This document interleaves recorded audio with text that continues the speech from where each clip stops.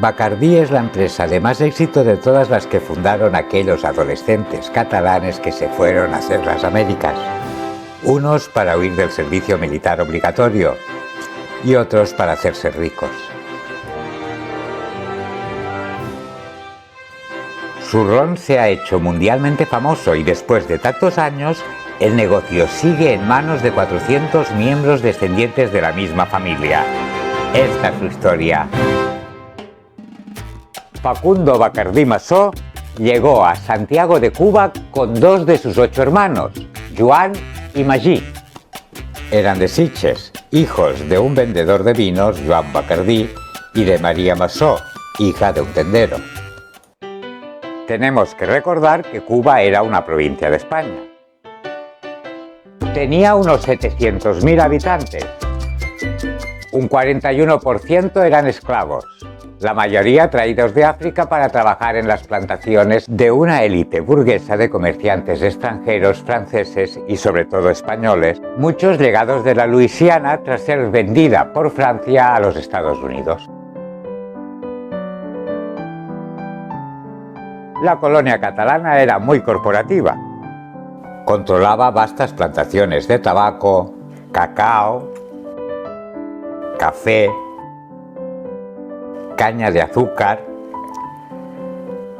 y las líneas de transporte marítimo entre España y las Antillas. Estaba representada políticamente por la Liga Nacional. Los 3 hermanos se adaptaron bien al ambiente cubano.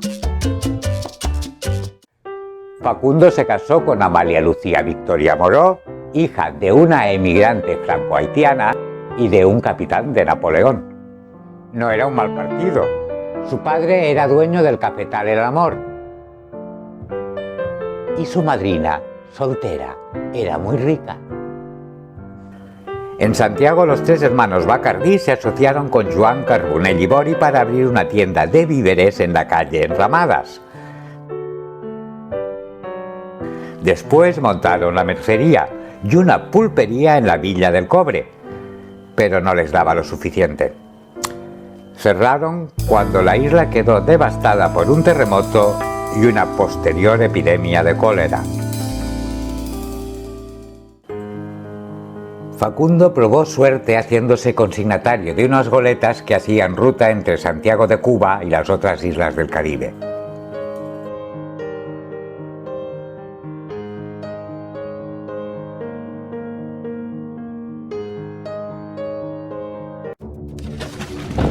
Navegaba en la Esperanza hacia la Martinica cuando un ciclón les obligó a varar hasta que amainara el temporal. En una taberna del puerto, Facundo observó a un hombre rubio, vestido elegantemente, que portaba 2 maletas.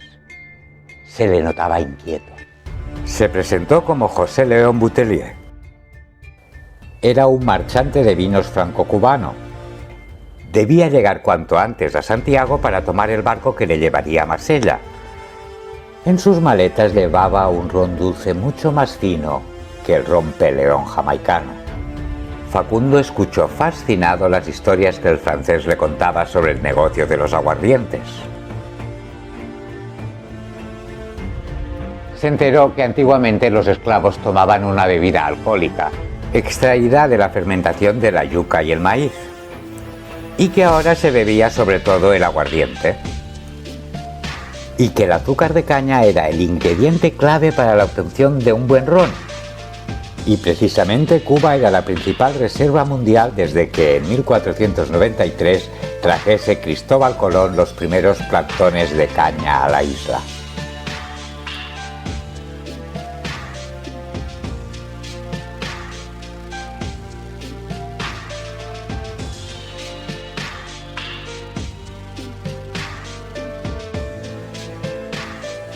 Era el momento y el lugar adecuados para montar el negocio del siglo. En un visto y no visto acabaron siendo socios Facundo, sus hermanos y el francés. Compraron una de las 4 pequeñas destilerías que había en Santiago y registraron su empresa, Bacardí, Boutelier y compañía. Los Bacardí Boutillier hicieron muchas pruebas con diferentes levaduras y añejamientos de aguardiente para conseguir un ron de calidad. El resultado fue el hoy cotizadísimo Bacardí 1873 o extra seco. La sociedad duró 12 años, hasta que Boutillier dejó la compañía desanimado por los bajos beneficios. Entonces la empresa quedó bajo el control exclusivo de los Bacardí.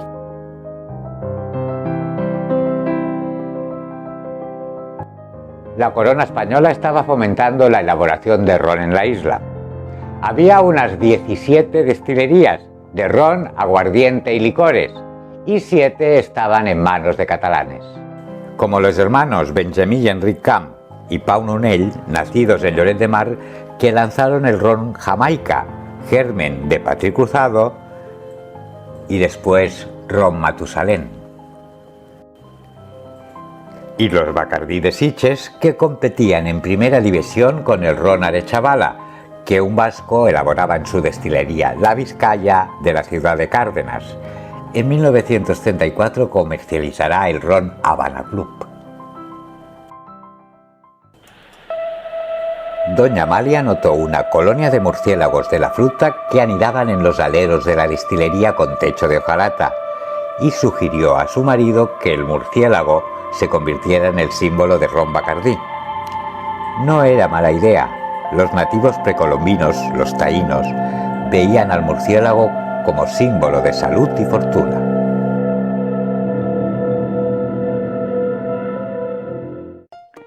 Santiago de Cuba era una pequeña ciudad llena de vendedores, esclavos y comerciantes. Y el ron casero de Don Facundo se vendía en barriles reciclados de aceite de oliva, que venían con la imagen de un murciélago en su sello de lacre. A medida que el ron Bacardí ganaba popularidad, algunos clientes se referían a él como el ron del murciélago. Don Facundo Bacardí Massó murió el 9 de mayo de 1886 con 74 años. Sus hijos, Emilio, Facundo y José, siguieron con el negocio familiar que heredaron con la condición de que las acciones solo pasasen de padres a hijos. Hacía años que había aprendido en la isla un sentimiento nacionalista azuzado por los Estados Unidos. Los bambises no dejaban de hostigar a los españoles con acciones de guerrilla y habían pasado 10 años de guerra y 60.000 muertos. En 1895 desembarcan en la isla José Martí, cubano, hijo de valencianos, Máximo Gómez y Antonio Maceo. Eran independentistas exiliados en Estados Unidos y llegaban para culminar sus aspiraciones. Iba a empezar la llamada Segunda Guerra de Cuba.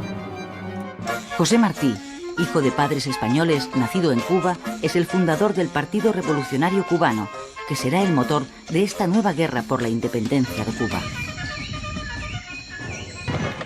Los mismos hermanos Bacardí eran partidarios de la independencia, sobre todo Emilio Bacardí Moró, que se había unido al ejército rebelde, por lo que sufrió el exilio en las Islas Chafarinas y en Jamaica, hasta que pudo regresar a Santiago de Cuba.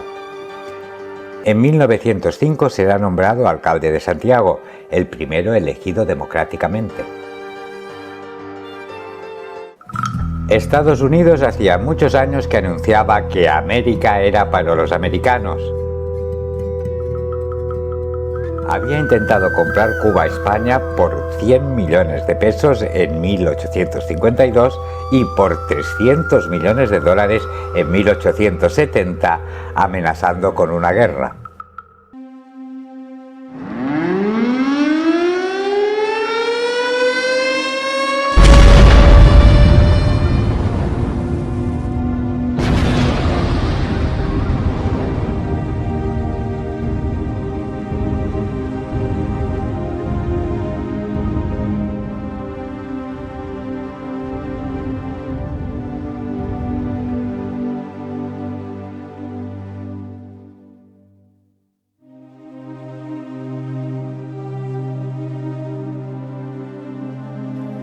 La explosión del buque norteamericano Usmain en el puerto de La Habana y la muerte de sus 268 tripulantes fue la chispa para que Estados Unidos entrase en guerra culpando a España del sabotaje.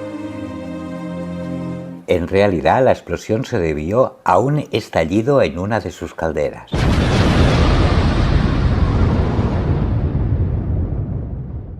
La prensa norteamericana, liderada por William Randolph Hearst, empezó una feroz campaña contra España que tenía dos frentes: el nuevo imperialismo norteamericano y el clima ultranacionalista de la isla. ¡Extra! ¡Extra! Estados Unidos declara la guerra a España. Léalo en la edición especial del mundo. Se llama reclutamiento de quintas al sorteo que se realiza para elegir entre los mozos útiles una quinta parte de ellos. Estos son los llamados a filas.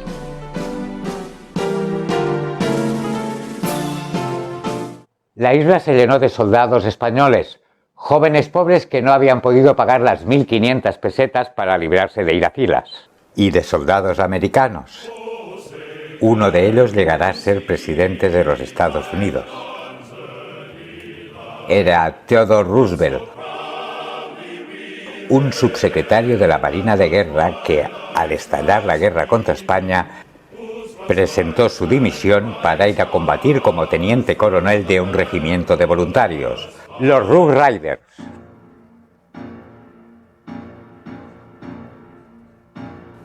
Roosevelt creía en la superioridad de la raza anglosajónica germana frente a los indios, los afroamericanos y los hispanos, a los que consideraba seres inferiores.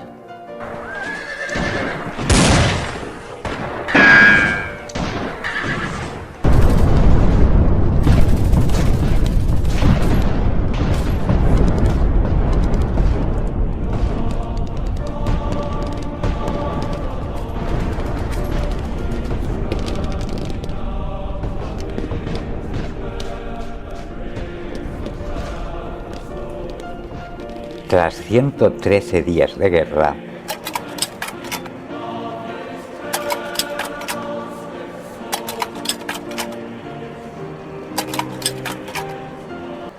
el conflicto acabó con el Tratado de París, por el cual España recibiría 20 millones de dólares por parte de Estados Unidos a cambio de sus provincias españolas de ultramar: Cuba, Puerto Rico, Guam y Filipinas.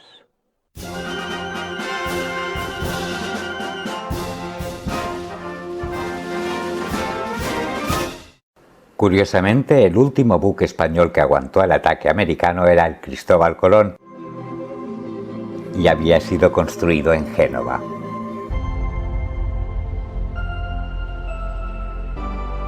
¡Extra! ¡Extra! ¡Extra! ¡Extra! El 20 de mayo de 1902 se proclamó la República de Cuba, que por un tiempo tutelará a Estados Unidos.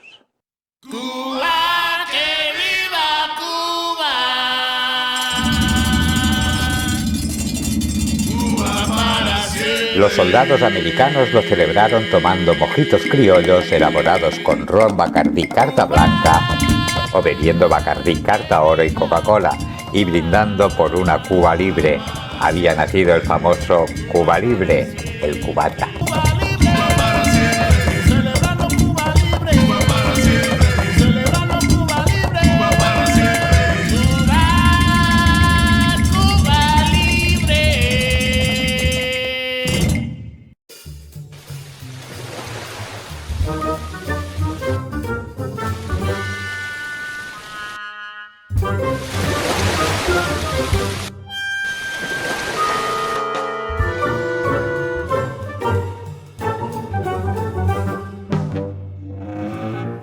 Durante la ley seca en Estados Unidos, Cuba fue Las Vegas del Caribe.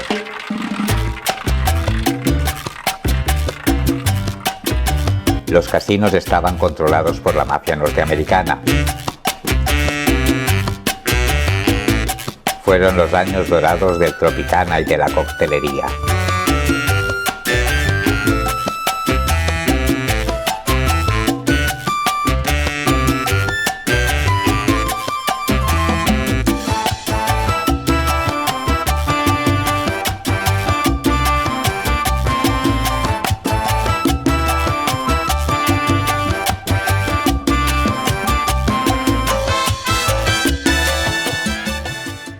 Pero volvamos a la historia de los Bacardí. Tras la muerte de los tres hermanos, la empresa la dirigió durante más de 30 años José María Bosch, Pepín para los amigos, criollo de ascendencia catalana, casado con Enriqueta Sueg Bacardí.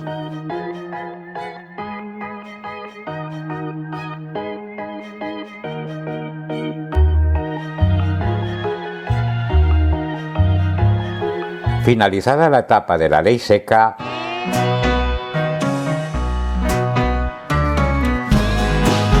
Bosch exigió ante la Corte Suprema de Nueva York la obligación para los bares que, cuando se pidiera un cóctel Bacardí, zumo de lima, un toque de granadina y ron Bacardí, debía llevar el ron de esa marca y no otra.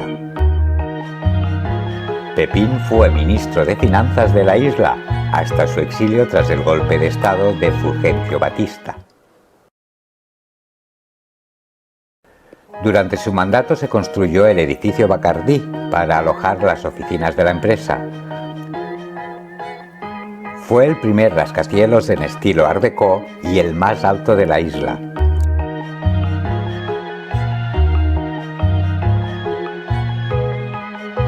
Estaba coronado por un murciélago y su bar, situado a pie de calle, era el punto de reunión de la sociedad habanera.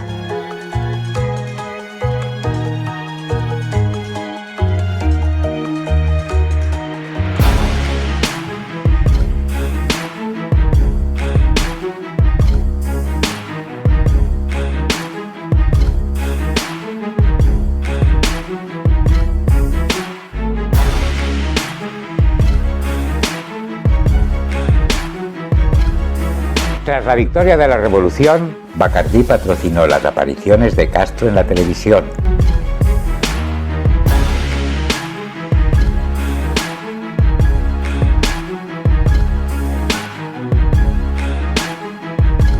Pero la deriva comunista del gobierno empezaba a preocupar a la empresa, sobre todo cuando el presidente intervino en las industrias para poner fin a la propiedad privada en Cuba.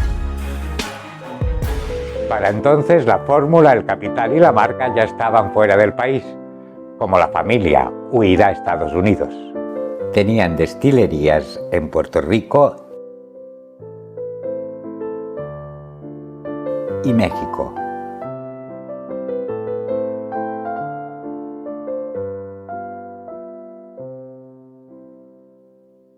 En Barcelona desde 1910 ya disponían de una embotelladora.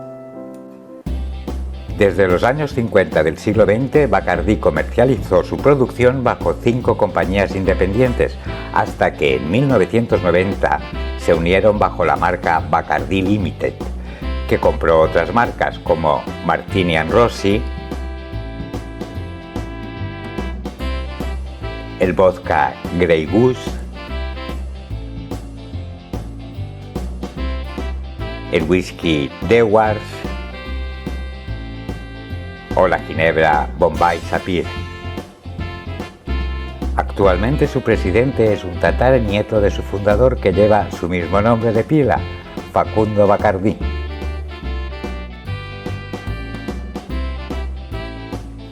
Ha conseguido que la empresa familiar sea la tercera empresa en el ranking mundial de bebidas alcohólicas tras Diageo y Pernod Ricard, y su licor es el más vendido por detrás del vodka Smirnoff.